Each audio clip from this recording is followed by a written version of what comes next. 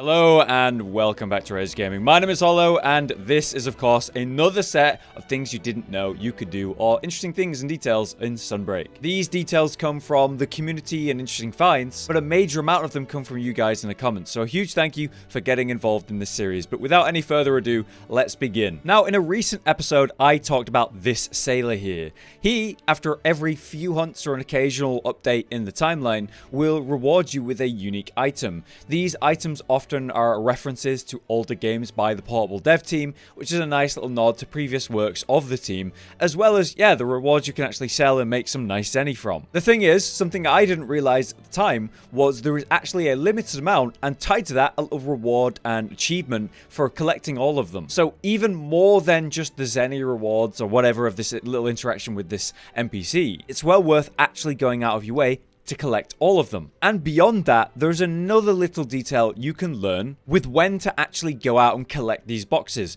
when the sailor has a reward for you. As you can see, they have this little symbol across all of them, which means as I go to speak to him, as you can see, he has a little souvenir for me. So we take the souvenir and we get the ball of soft wool, and that is how we tell that he has something for me.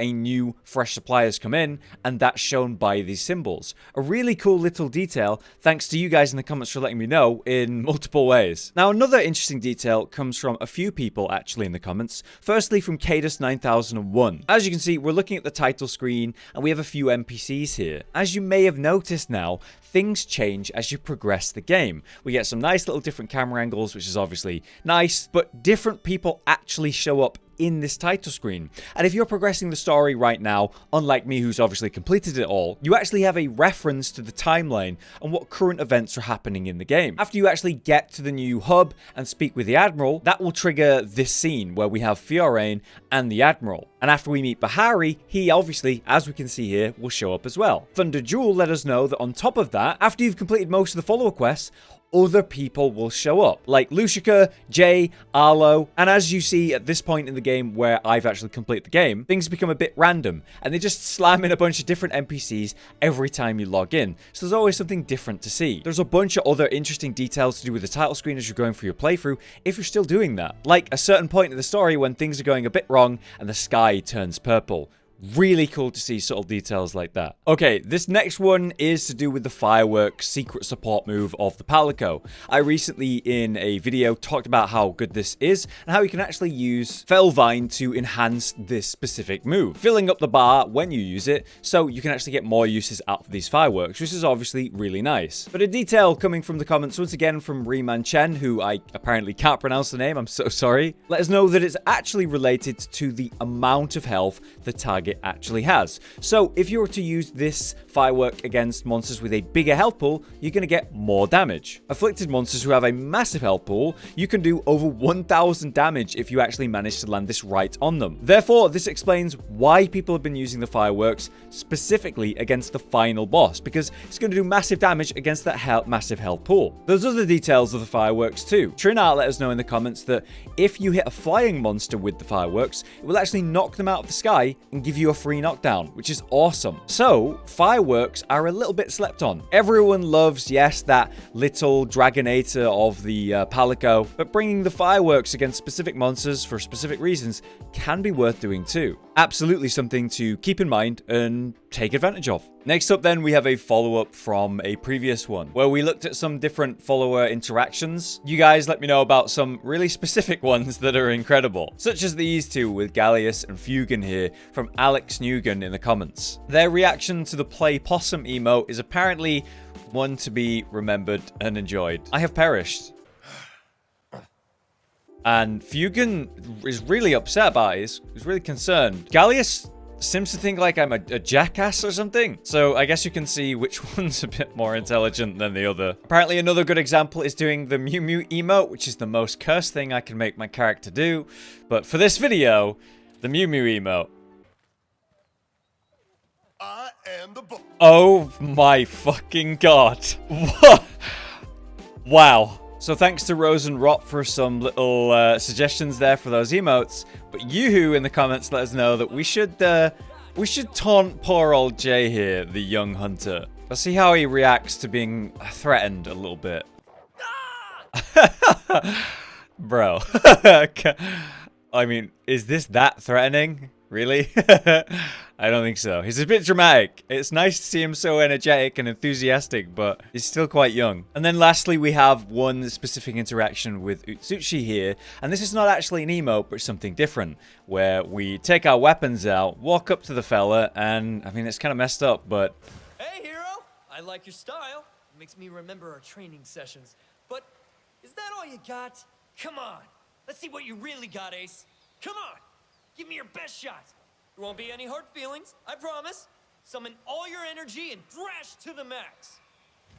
Yes, as you can hear, yeah, just don't mess with Utsuchi. He'll probably break you in half. Our next tip comes from Frag CJ in the comments. It's to do with the starburst bugs here, the new endemic life. As we all know, when you afflict these monsters with an element of some kind, it will change their affinity, and it will reflect that back on a monster that's thrown into them. You can throw thunder beetles or other types of beetles at this to change their affinity, but what you might not have known is you can actually use weapons, like these thunder dual blades, to hit them, and then that will change the affinity. As you can see, they're now thunder, so they're going to cause thunder blight if I were to send this monster into it. Why this is important is because the monster you're about to send into it may have an affinity or something you can slam into it and cause against itself, such as say fire with like a Rathalos. But when it comes to say an Elder Dragon that's not trappable or whatever, they can still be thunder blighted and stunned in that way. So I actually think the best element to use against this is always going to be thunder to get that thunder blight, and then that'll lead into a KO, especially against Elder Dragons, which are hard to get into that KO state. It's a good tip, I think, because I always thought that you could only use, say, the beetles to get that,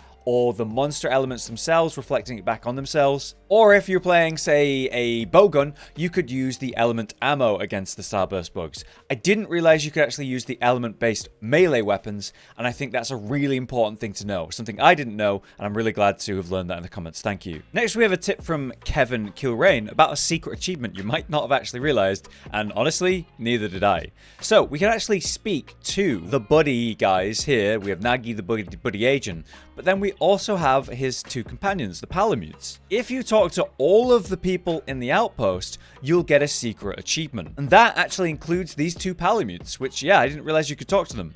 By standing near Nagi and then hovering over him, you can see on the side of my screen, select target. So I can swap to the Brave here and the Gallant. And by speaking to each of them, I will progress that achievement of speaking to everyone in the hub. There we go. I've got the achievement. Comfortable Sandals. I've attained the award for speaking to everyone in the hub. As a minor note about that achievement, I should tell you that Dr. Totori here only shows up once you reach a certain point in the main story. So if you haven't progressed that, he won't show up, and he's part of that achievement. So you need to have got him before you can get that. Okay, for our last one, we've got Garangolm here, who is quite an interesting monster.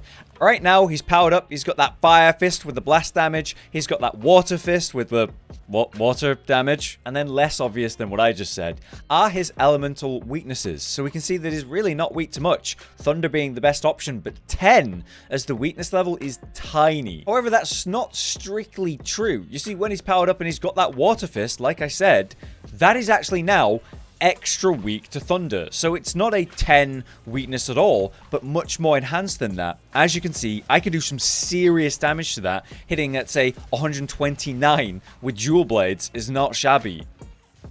Or even 137 in one single hit with some basic combos on that fist specifically. As you can see, that weakness to thunder is much greater when he's powered up with that water arm specifically. That's what you want to be targeting if you're using an element build against Garam here. And as a little addition to that, in fact, for afflicted Garangolm specifically, we see some afflicted monsters have some unique afflicted explosions. You know how when you run out of time when facing any afflicted monster, it's going to do that big blood explosion, and then there's going to be those 3 circles that spread out and get wider and wider and further after you do it. Even Garangolm does that as part of his kit. However, did you know that if he does his ultimate attack while also juiced up and powered up and you're running out of time, you're going to get a double pop on an already ridiculous attack? As we see in this footage by Josh, Garam leaps up and drops down on that huge rock, exploding it, and then double popping with that blood blight explosion, which is absolutely ridiculous and really cool to see.